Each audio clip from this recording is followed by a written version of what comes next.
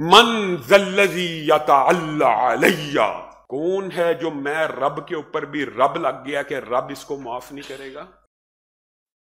نیکی کا غرور اور گمنڈ یہ بھی انا پسندی اور خود پسندی کی ایک قسم ہے جو انسان کی نیکیوں کو برباد کر دیتا ہے۔ میں اب نیک ہوں، میں متقی ہوں۔ انسان کی کیفیت تو یہ ہونی چاہیے کہ عمل کر دیا ہے، اب خوف و رجا میں امید ہے اللہ قبول کرے گا، اور خوف میں ہے کہ پتہ نہیں قبول ہوتا ہے یا نہیں ہوتا۔ یہ بندہ مومن کی زندگی ہے۔ حضرت عمر کی بات بھی ذہن میں رکھ لیجئے۔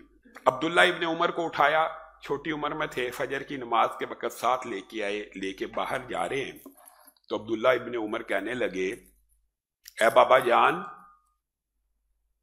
ہم نے فجر کی نماز کو ادا کر لیا باجماعت، اور آپ کو پتا باجماعت مسجد میں آنے کی جو فضیلت ہے ایک حج کے برابر ہے، بندہ گھر سے وضو کر کے نکلے۔ اے بابا جان، ہم نے فجر کو پڑھ لیا اور میں دیکھتا ہوں یہ اعجاب النفس کی ابتدا ایک بچے میں، چھوٹی عمر کے بچے میں آ رہی ہے، اور میں دیکھ رہا ہوں بابا جان مدینہ کے بیشتر باسی اور اکثر باسی مسجد میں موجود نہیں تھے اور فجر کی نماز کے اندر نہیں آئے، اور اللہ کا شکر ہے ہم نے نماز کو ادا کر لیا۔ کوئی ہمارے جیسا ہوتا تو شاید تائید کے اندر کہتا جی بے شک اللہ کا شکر تو ادا ہونا ہی چاہیے، اور نعمت ہے، اور بیٹا اس سے بہتر تھا تو فجر کی نماز مسجد میں ادا نہ کرتا، لوگوں کے عیب ٹٹولنا شروع کر دیے اور اپنے آپ کو ان سے نیک سمجھنا شروع کر دیے۔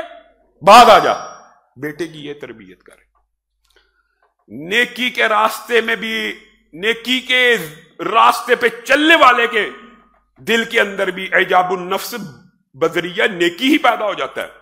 رسول اللہ صلی اللہ علیہ وسلم نے دو بھائیوں کا واقعہ بیان کیا آپ کو اور مجھے سمجھانے کے لیے۔ ایک بھائی بڑا نیک تھا، متقی تھا، اللہ سے ڈرنے والا تھا، دوسرا بھائی بدبخت تھا، گناہوں کو چھوڑنے والا نہیں تھا۔ وہ بھائی اس کو سمجھاتا رہتا، بعد آ جا، بعد آ جا، بعد آ جا، وہ بھائی بعد نہ آتا۔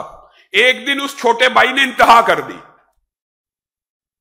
ایک عورت کو لے کے آیا اور وہاں دن دہاڑے سرے عام اس کے ساتھ برائی کر دی۔ بھائی نے دیکھ لیا، کہا واللہ وباللہ وتاللہ، اللہ کی قسم اللہ تجھے کبھی معاف نہیں کرے گا، تو اتنا کھلا بے غیرت ہے، تو اتنا کھلا بے حیا انسان ہے کہ سب کے سامنے فحاشی کا میدان گرم کر رہا ہے۔